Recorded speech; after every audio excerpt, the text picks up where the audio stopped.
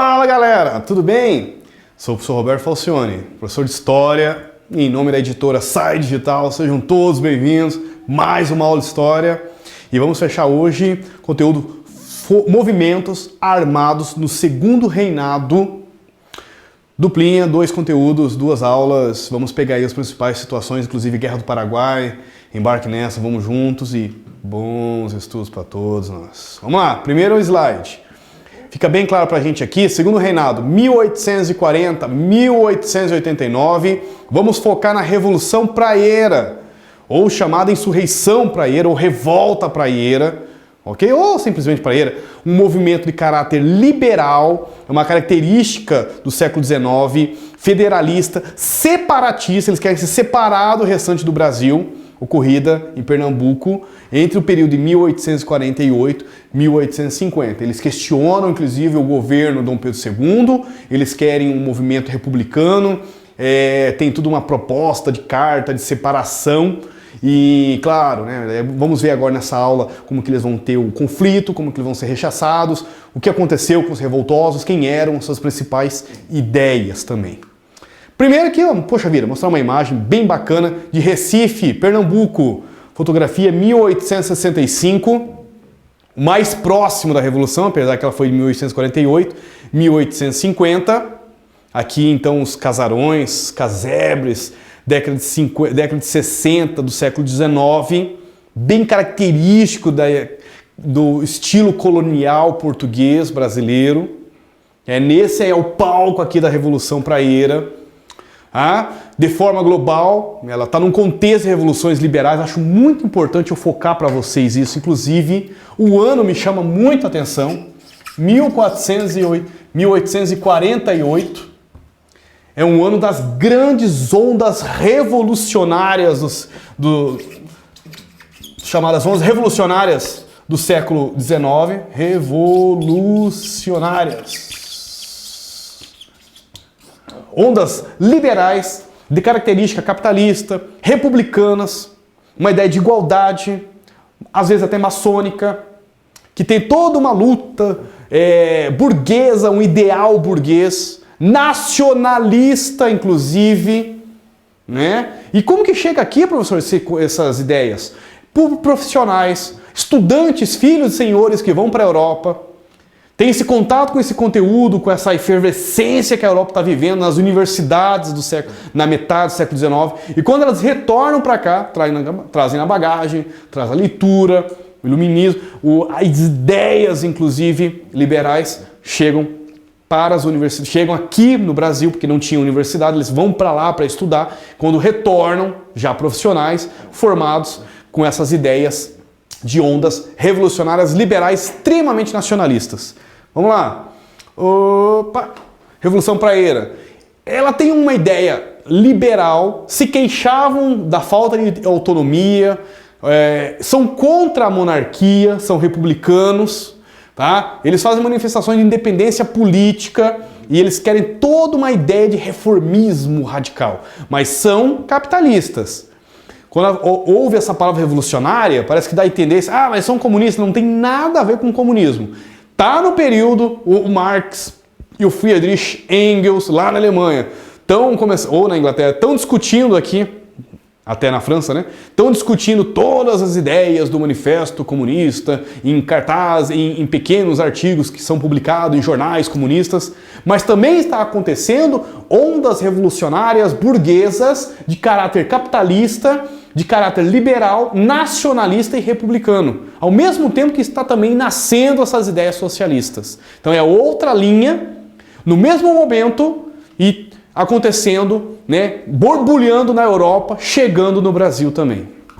E aí? Bom, aí que nós temos a província de Pernambuco, né, uma forte opressão por grande concentração fundiária, tinha famílias com poderes na camada social de Pernambuco, né, um fator econômico.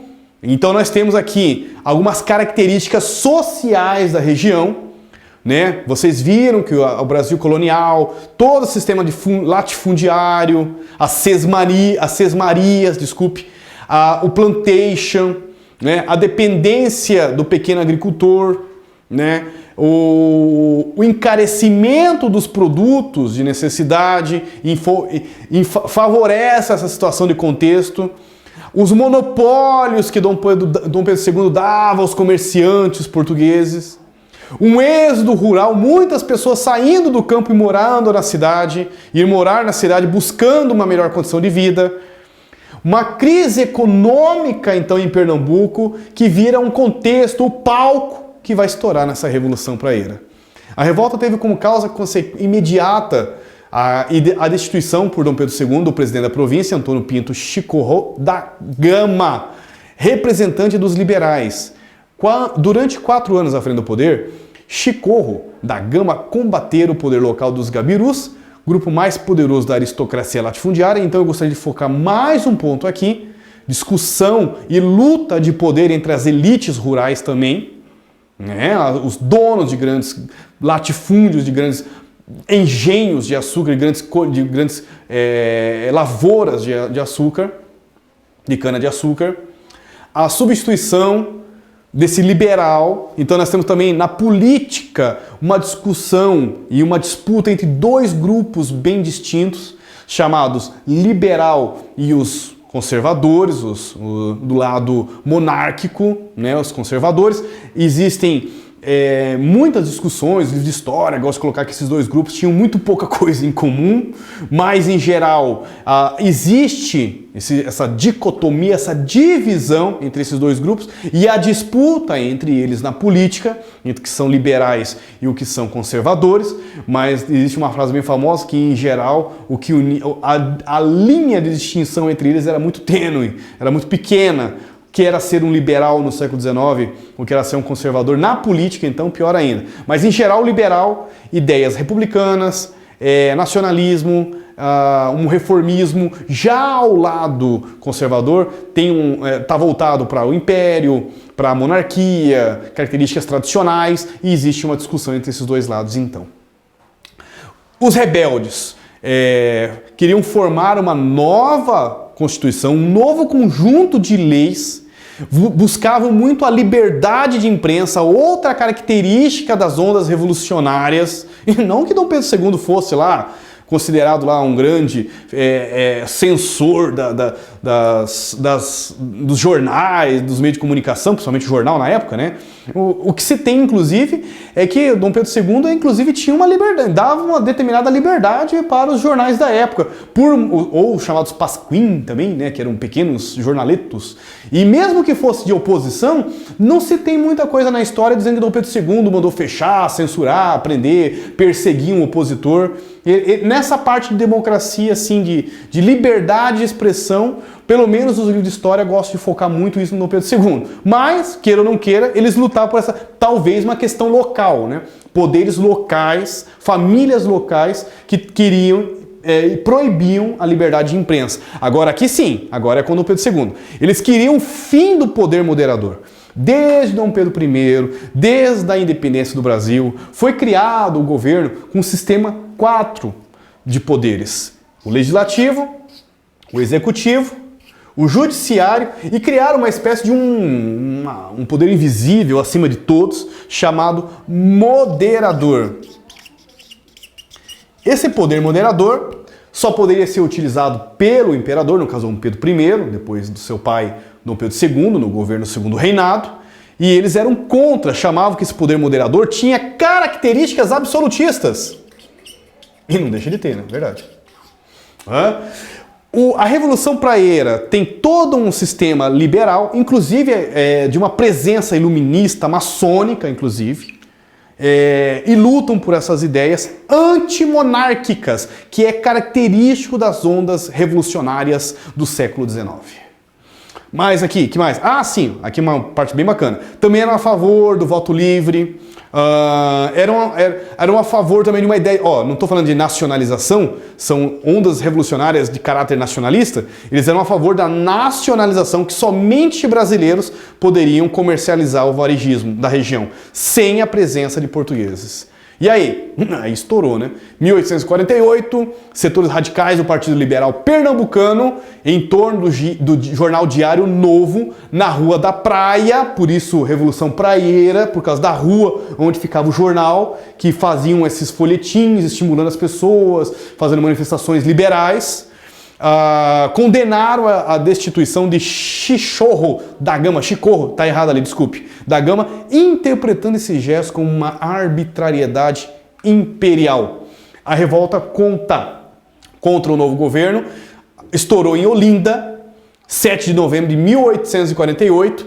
O presidente nomeado da província, Herculano Ferreira, foi derrubado pelo movimento, se espalhou rapidamente, montaram inclusive pela zona da mata de Pernambuco, chegaram a montar um exército quase de 2.500 revolucionários. É grande para aquela época, é muito.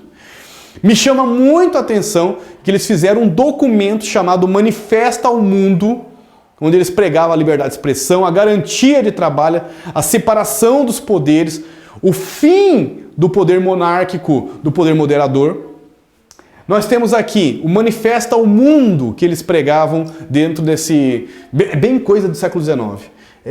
Voto livre universal, liberdade de imprensa, trabalho como garantia de vida, comércio somente para brasileiros, olha as características nacionalistas nas ondas revolucionárias, bem característico do século XIX, nacionalização.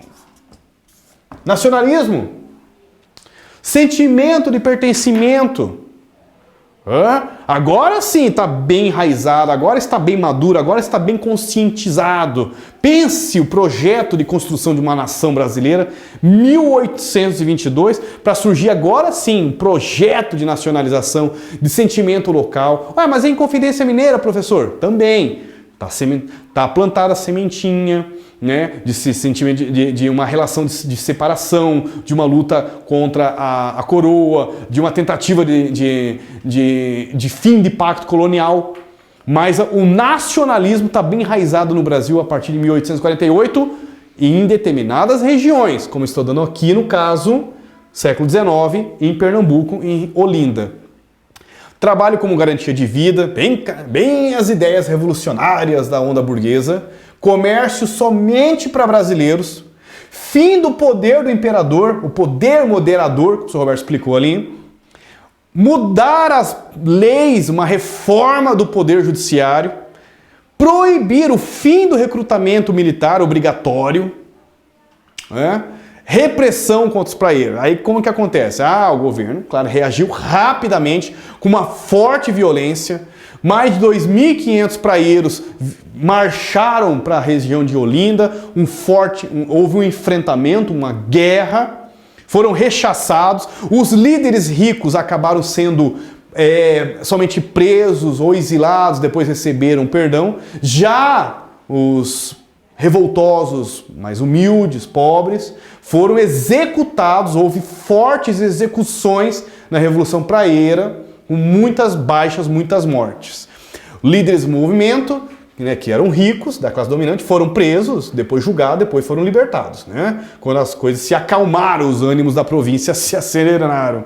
Já o pessoal mais pobre, os rebeldes mais humildes, os rendeiros, trabalhadores, não foram julgados, sofreram recrutamento forçado ou foram anistiados por intervenção de seus superiores para retornarem ao trabalho, exceto aqueles que foram sumariamente, aqueles que foram executados, fuzilados durante ou após os combates, mesmo eles se entregando.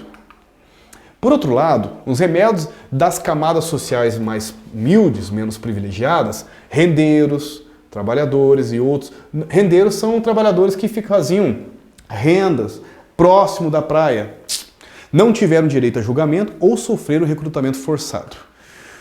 Fecho aí com vocês, meninos. Revolução Praieira nessa aula. Próxima nós vamos ver inclusive a Guerra do Paraguai, outros movimentos de lutas armadas, por isso a nossa aula, movimento armado do Segundo Reinado, como que isso que impacta diretamente na política, na organização social do Segundo Reinado, um governo longo, 1840 até 1889, 49 anos do Segundo Reinado.